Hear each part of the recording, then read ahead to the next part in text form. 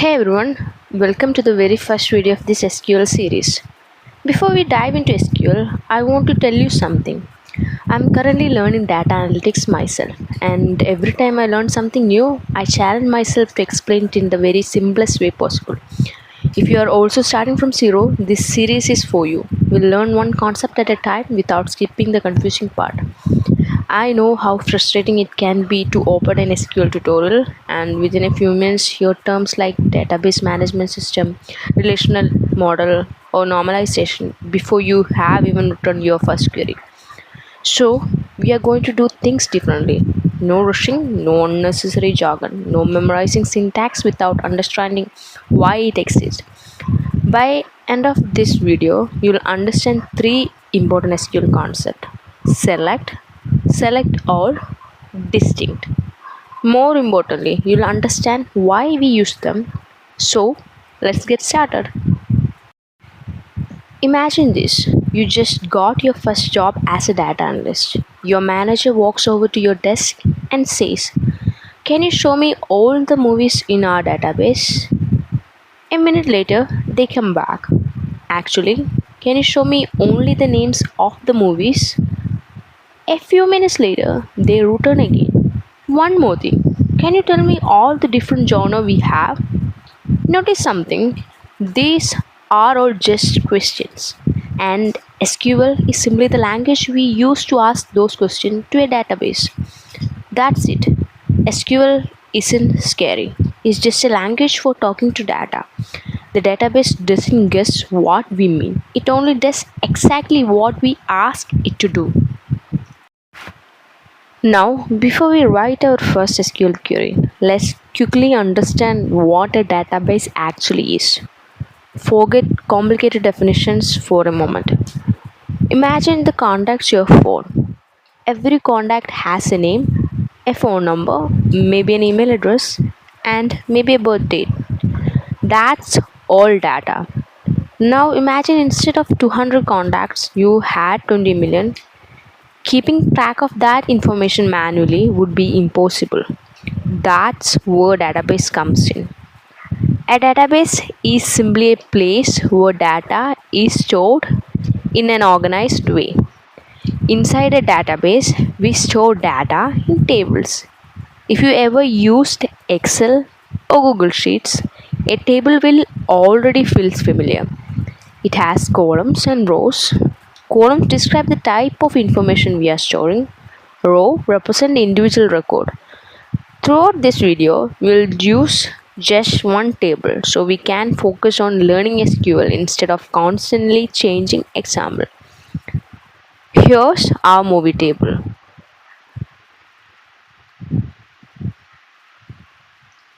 Don't worry about memorizing the data. We'll use this same table for every example. Let's go back to our manager. They asked, "Can you show me all the movie names?" As human, we would simply look at the first columns. But computers need clear instruction. That's where selects comes in. Select answer one simple question. What information do I want? If I only want the movie names, I write select movie from movies. Let's read it like an English sentence. Select the movie column from the movies table. That's literally what we are telling SQL. Before we look at the result, what do you think SQL will return? Only the movie column, right? Exactly. The output would be movie, Interstellar, Inception, Frozen, Dark Knight, Interstellar. Notice something. SQL only returned the movie column. No genre, no rating, no year. But why? Because we never asked for them. One thing you'll quickly notice about SQL is that it is very obedient. It gives you exactly what you ask for, nothing more, nothing less. Now, suppose your manager says, "Can you also show me the genre?" That would be very easy. You need to write Select movie comma genre from movies. Now SQL returns both the column, that is movie and genre.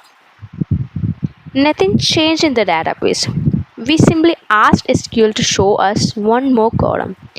If you wanted three columns, you'd simply list three column names. That's it. Now, here is a question. What if I want every column? Movie, genre, rating, year. Do I really have to type every column name? Thankfully, no. SQL gives us a shortcut. Select asterisk from movies. The star or asterisk simply means give me every column, so SQL returns the complete table. As a beginner, you'll probably use select all quite often while exploring data, and that's perfectly fine. Later, when you work on large project, you'll usually select only the columns you actually need.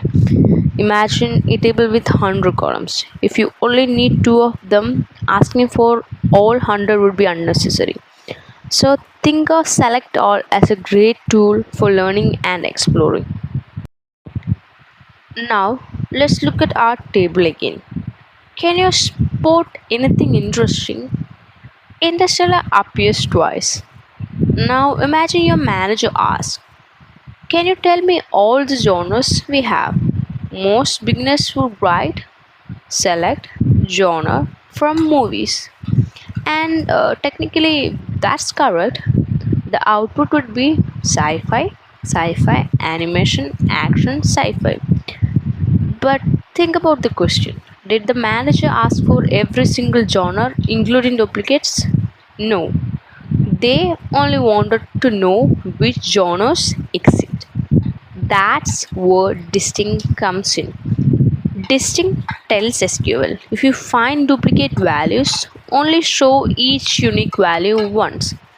So we write select distinct genre from movies.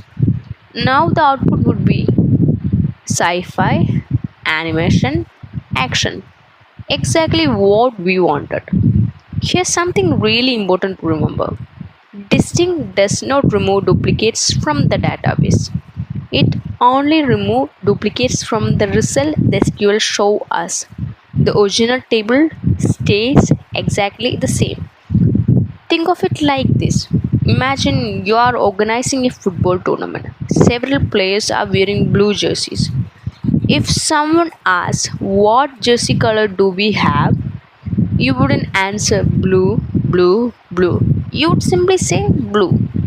That is exactly what distinct does.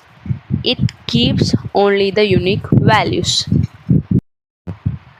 Let's quickly recap what we learned today. Select, let us choose specific columns.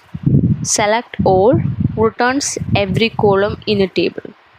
Distinct returns only unique value by removing duplicates from the result. These may seem like simple commands, but they are the foundation of almost every SQL query you'll write in the future. Now, here is a small challenge for you. Open your SQL editor and try writing these three queries yourself. First, display all movie names. Second, display the movie names along with their genre. Third, display only the unique genre. Don't just watch the lesson, practice it. That's where the real lesson happens. So, if you get stuck or have any question, leave a comment below and I'll be very happy to help you. And if you found this lesson useful and want to learn SQL step by step in a beginner friendly way, consider subscribing. We'll build your SQL skills one lesson at a time. In the next video, we'll learn work loss, one of the most useful SQL commands, and you'll finally be able to ask the database for exactly the data you want. Thanks for watching, and I'll see you in the next lesson.